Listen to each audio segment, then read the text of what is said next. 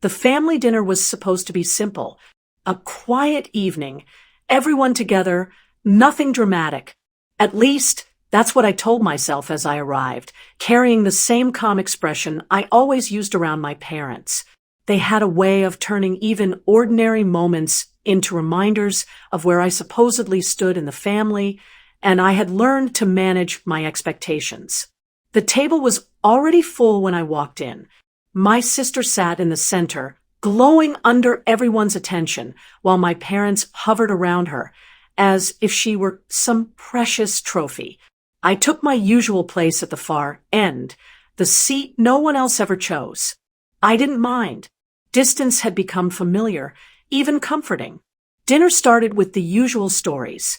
Childhood memories where I barely existed, future plans that revolved around her achievements, and praise that flowed in her direction like a river that never ran dry. I stayed quiet, listening, observing, letting the noise wash over me. Then my mother lifted her glass. My father followed her lead, and the whole table went silent. It looked like a toast, something meaningful. And in a way, it was just not for me.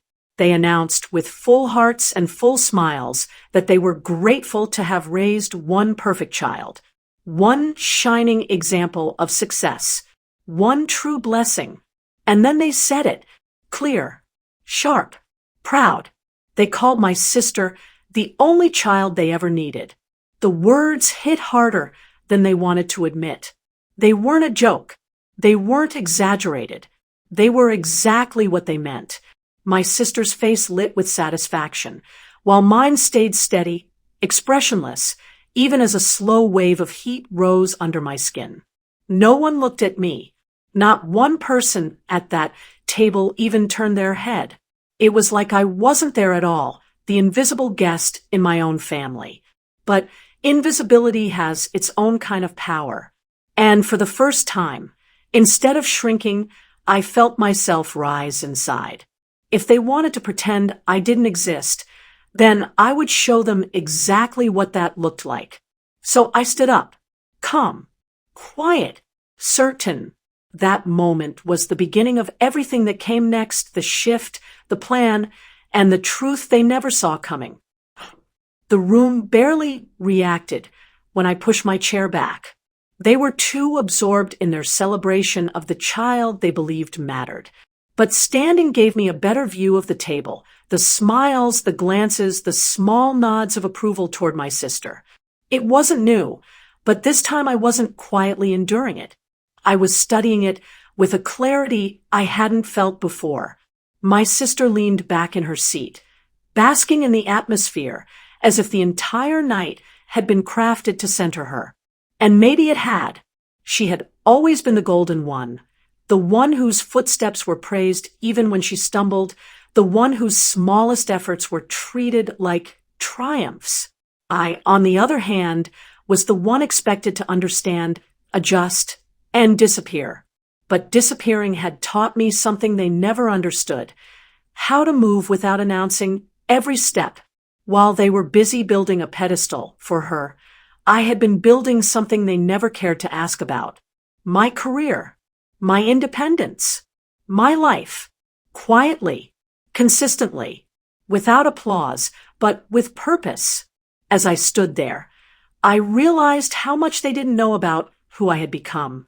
My parents still saw the version of me they shaped in their minds years ago, the one who stayed quiet, the one who compromised, the one who carried their expectations without complaint. They never noticed how much that version had changed. I left the dining room without a word and walked through the hallway filled with old family photos. Every frame was a reminder of the imbalance. My sister at recitals, my sister at award ceremonies, my sister with our parents while I lingered in the background, blurred or cropped out. They had edited me out long before that dinner. Outside, the cool night air helped settle the fire inside me. I wasn't walking away in anger. I was walking away with intention. If they had declared only one child tonight, then I would make my presence or absence unmistakable. My phone buzzed with notifications as I reached my car, but I ignored them. I had something else on my mind. For years, I had been the one who helped my parents behind the scenes. Paperwork, finances, arrangements they didn't want to deal with. The daughter they didn't like to acknowledge, but relied on whenever something went wrong. They never admitted it. But I was the one who kept the quiet parts of the family functioning. And now they had made their choice. The next morning, I started the process they never expected. I withdrew from every responsibility they had quietly placed on me over the years. Automatic payments stopped. Accounts were separated. Documents were transferred. The systems they depended on me to maintain were returned to their hands. They would feel the loss of the invisible child more than they realized. Meanwhile, I shifted my focus to my own life, the opportunities one had been postponing out of guilt and obligation. A job offer in another city that I had delayed. A move I had been planning in the background. A space where I didn't need to shrink just to keep the peace. By the end of the week, everything was arranged. My belongings packed. My paperwork sorted. My future settled on my own terms. When my parents finally called, they weren't angry, they were confused. Their certainty had cracked. They couldn't understand why things suddenly felt heavier, messier, more complicated. They wanted the convenience of me, without the responsibility of acknowledging me. But they had forgotten something. When you declare someone invisible, you lose the right to expect their presence.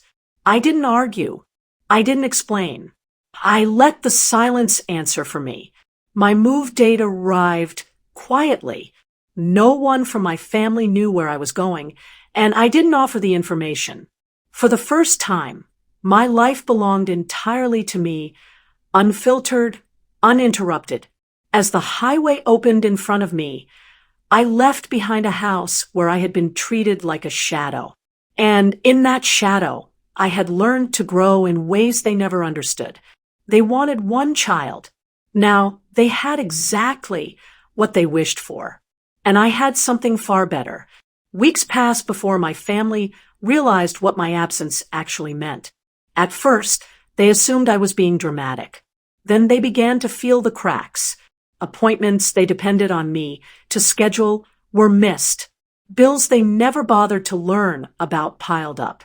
Tasks they dismissed as simple became complicated without the person they had always underestimated. They tried calling again, but by then my life had already taken root somewhere new. My apartment was small but peaceful. My job valued me in ways my own family never had. Every day felt lighter, not because things were easier, but because everything I did was finally about me. Not duty, not guilt, not survival. My sister posted online about how family loyalty is everything, clearly fishing for attention, clearly hoping I'd see it. My parents left a long message one night, stumbling through an apology without ever admitting what they had done. That was the part that confirmed everything. They regretted the consequences, not the cruelty. I didn't block them. I simply didn't go back. The truth was simple. They had spent years choosing who they wanted me to be. Now I was choosing who I actually was, someone who didn't need their approval, permission, or presence. They once toasted to having only one real child. Now, they finally do. And for the first time in my life, I'm not the one who lost anything at all.